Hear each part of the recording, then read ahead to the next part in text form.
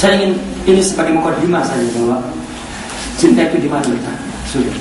Dan kata ketika cinta itu adalah dosa di masyarakat yang materialism, hedonism, apalagi zam-zam lainnya,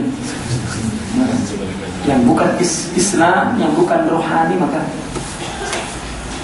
maknanya berubah. Adapun di kalangan orang-orang soleh tetap mereka menggunakan istilah rohani, istilah agama.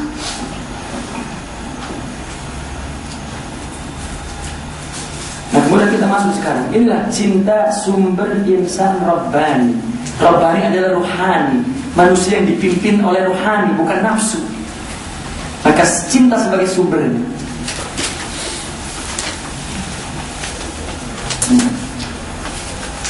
Cermin mata saya kan.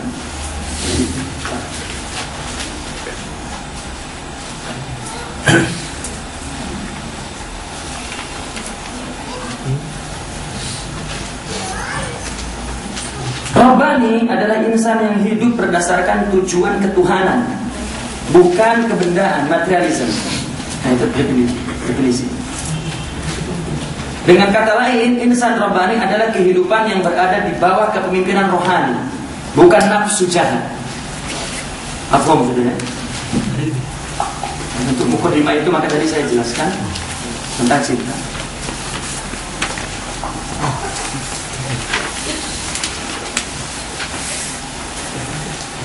Maka untuk menjadi insan Rabbani wajib memiliki dua kriteria utama. Bagaimana agar kita hidup dipimpin oleh rohani, bukan nafsu? Kita wajib mempunyai dua sifat, dua kriteria. Pertama tauhid, kedua ittiba. Ya. Tauhid, kedua ittiba. Apa itu tauhid? Tauhid dari kata wahada, wahada, mengesahkan.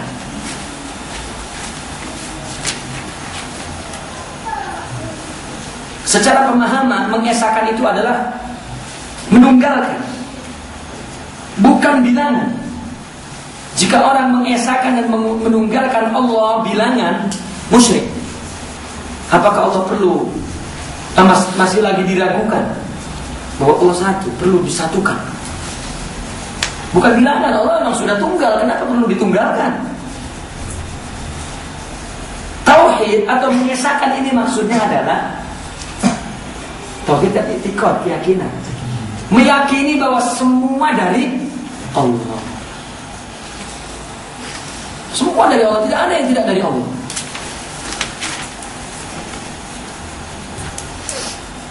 Ya. Baik buruk dari Allah. Musibah dari siapa? Anugerah. Apakah kalau datang musibah kita merasa bahwa Allah melempar sesuatu dari tangannya ke kita, terus kena kita, Allah dari mana?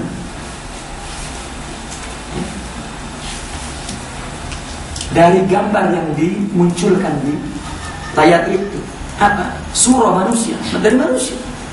Maka jika ada manusia menghina kita, mencaci kita, artinya bahwa sesuatu itu datang kepada kita, dan yang datang kepada kita tidak ada yang tidak dari Allah. Jika itu musibah berarti Allah yang memberi. Artinya bahwa orang yang menjadi sebab itu Allah yang menciptakan. Ya. Menimpahkan kita musibah, dia pun ditakdirkan oleh Allah untuk itu. Dia tak berdaya, sebagaimana kita tak berdaya menerima musibah dari dia karena takdir. Buang akal, kan dipikir, pakai hati. Nanti setelah hati pahamnya masuk, baru naikkan ke akal, baru analisis. Jangan Jadi melalui akal dulu masuk ke hati, nggak masuk ke sini, tak paham nanti. Oke? Maka kita terima dari Allah. Dan Allah tidak mungkin bermaksud buruk, karena Allah tidak zalim, tidak. Di dalam Al-Quran dinyatakan, ya Allah laisa bizulamin lil 'abid. Allah tidak zalim. Maka itu hakikatnya dari Allah. Tapi terkadang orang lupa. Kalau cakap iya semua dari Allah. Begitu ada yang menghina dia, hei kamu.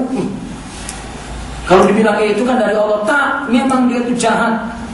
Sifatnya memang sudah begitu. Bahkan dia mengatakan keturunannya pun keturunan di bawah Allah.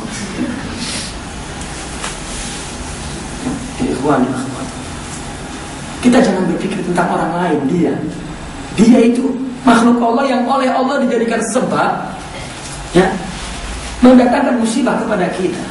Kita jangan berpikir apakah memang dia jahat atau tidak. Itu pun oleh Allah ada maksudnya untuk dia. Mungkin selepas itu dia taubat karena kejahatan yang dilakukan.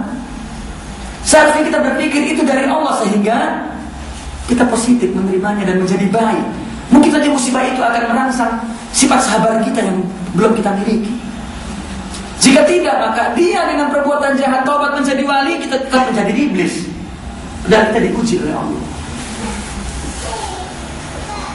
Ini namanya berpikir rohani, bukan berpikir nafsu, dan akal pun tidak berpikir begini. Inilah insan rohani sikapnya. Apa sumbernya? Ini yang akan kita ceritakan. Adalah tauhid. Bahwa semua dari Allah itu tauhid.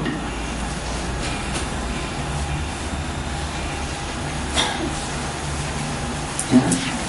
Kita ini sering berpikir orang lain. Itu sebabnya kita sakit. Orang yang berpikir orang lain itu orang yang sakit jiwa. Maksudnya sakit jiwa, dia tidak dipimpin oleh rohani. Karena rohani tidak begitu berpikirnya. Ya. Berpikir orang lain, dia kaya dari mana, keretanya bertambah, bajunya berubah, rumahnya menjadi besar, ya. Dia dapat pekerjaan. Siapa yang buat itu? Istrinya bertambah. Ya orang lain, tapi kok jadi bertambah dia? Tapi kalau susah, tak sangka kalau dia menderita musibah, hapus. Memang dia masih dulu. Akhirnya manusia. Sekarang mati siapa yang menentukan? Hidup, susah, senang. Orang menikah dengan siapa, bila, di mana, siapa menentukan? Berapa? Masih ada lagi soalannya. Siapa yang menentukan? Oh, kenapa dipikirkan orang lain? Buat pening-pening. Semua orang yang menentukan muncul gambar itu adalah dari cahaya, bukan dari kita. Kita bagian dari gambar itu. Kita bukan Tuhan, kita adalah hamba. Manusia semua mau jadi Tuhan, sebabnya pening dia. Yang kita pikirkan apa? Kewajiban kita kepada orang lain, kewajiban kita. Nah, maka selalu dikatakan anak, istri, untuk apa dipikirkan? Dia ada Tuhannya yang mematikan dia, yang menyenangkan dia, yang memberi rezeki. Sehingga Al-Quran juga mengatakan, janganlah kau bunuh anakmu karena takut miskin. Kata Allah, kami yang memberi rezeki dia, juga kamu juga. Aku, kata Allah. Berarti setiap orang Allah sudah itu. Hanya kita melakukan kewajiban saja. Kewajiban kita. Ini yang kita pikirkan. Yang kita apa? Karena kita diwujudkan untuk ibadah. Ibadah ini ya itu tadi. Ikhwan wal akhwat, sekali lagi. Rohani tidak punya bapak, tidak punya ibu, tidak punya istri, tidak punya suami, tidak punya. Rohani tidak laki, tidak perempuan. Ruh, bukan laki, bukan perempuan. Tidak ada bapak, tidak ada ibu. Dia adalah cahaya yang universal. Seperti kotak-kotak lampu ini, kotak banyak, kan? Yang membedakan adalah wattnya. 5 watt, 10 watt, 100 watt, itu yang membedakan. Itu Allah yang menentukan.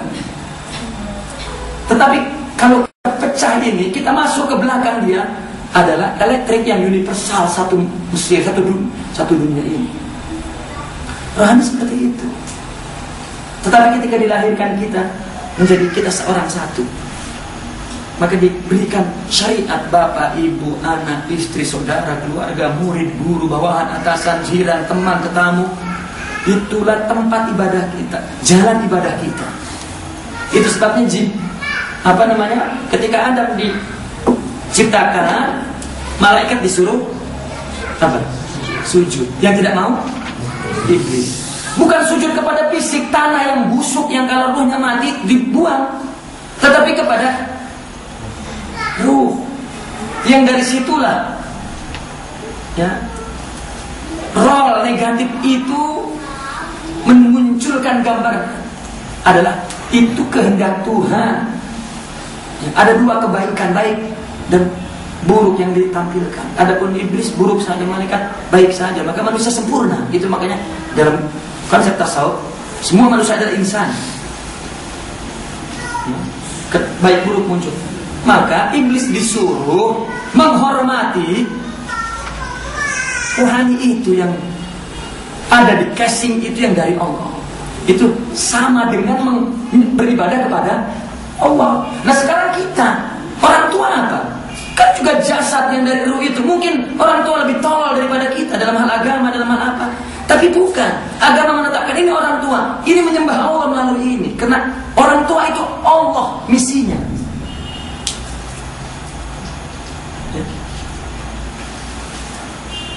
Wa bil walidaini ihsana, kata Allah.